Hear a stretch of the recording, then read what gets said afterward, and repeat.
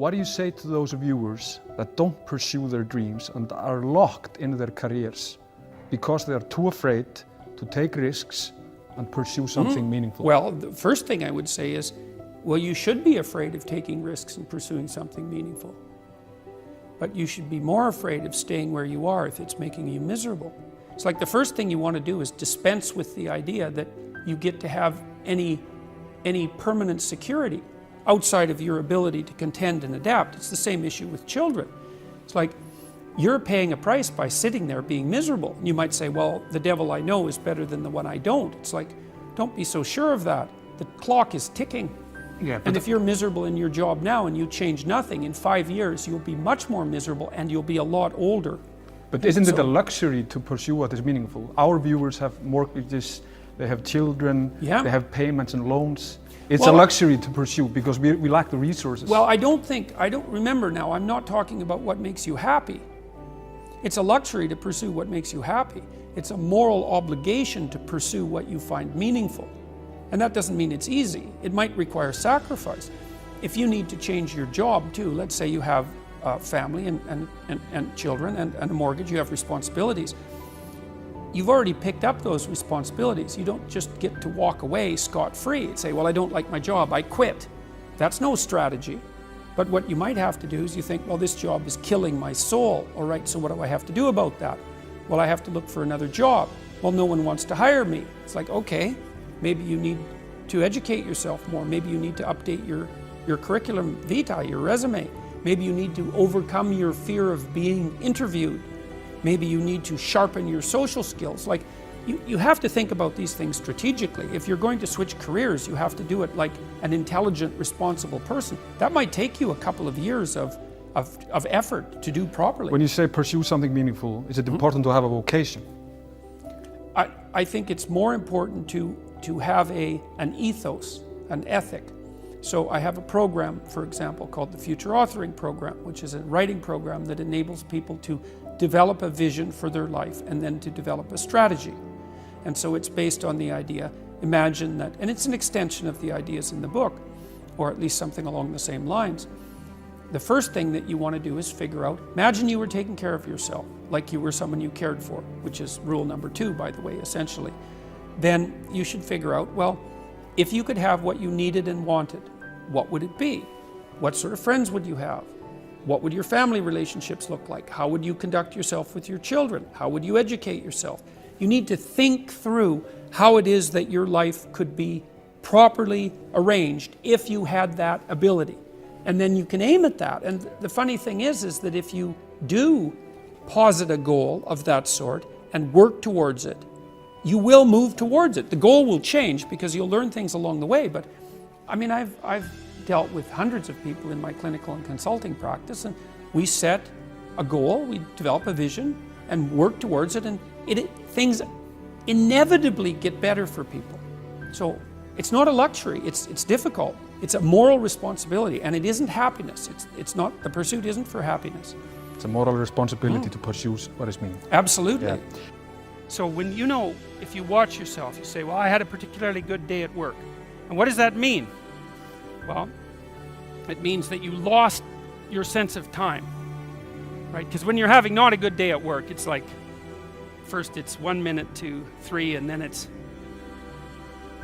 45 seconds to 3, and then it's 30 seconds. That's what school was like for me. It was like, click. It's so funny, I went to my daughter's school.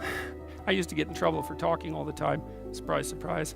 When I was a kid, and I was bored stiff in school, and so I would misbehave upon occasion, out of pure boredom. And about 21 years ago, I went to my daughter's school to sit for a class. It was about an hour long, and I was sitting there, and the teacher had all the kids on the floor and was having some of the kids read to the others, and some of the kids who were reading couldn't read at all. And I had exactly the same experience. I was sitting there, it was like being 7 years old again. I could see the clock going tick, tick. And I thought, you know, if I was in this classroom for 3 days, I would misbehave. 40 years old, I would misbehave exactly like I did when I was 6. No. Well, that's no place to be, right? Because you don't want to be in a place that's stultifying. You don't want to be in a place where there's no challenge. You might even quit your job if there's no challenge. Say, well, that's a good job. It gives you security. And you think, God, I can't stand this. It's eating away at my soul. It's all security and no challenge. So why do you want to challenge? Because that's what you're built for. That's what you're built for. You're built to take on a maximal load, right? Because that's what strengthens you, and you need to be strong because life is extraordinarily difficult, and because the evil king is always whittling away at the structure of the state, and you have to be awake and sharp to stop that from happening so that you don't become corrupt, and so that your family doesn't become corrupt, and so that your state doesn't have to become corrupt. You have to have your eyes open and your wits sharp and your words at the ready, and you have to be educated, and you have to know about your history, and you have to know how to think, and you have to know how to read, and you have to know how to speak, and you have to know how to aim, and you have to be willing to hoist the troubles of the world up on your shoulders. And what's so interesting about that, so remarkable, and this is something that's really manifested itself to me as I've been doing these public lectures. I've been talking about responsibility to people, which doesn't seem to happen very often anymore, and the audiences are dead quiet. And I lay out this idea that life is tragedy tainted by malevolence, and everyone says, yeah, well, we always suspected that, but no one has ever said it quite so bluntly, and it's quite a relief to hear that I'm not the only person who has those suspicions.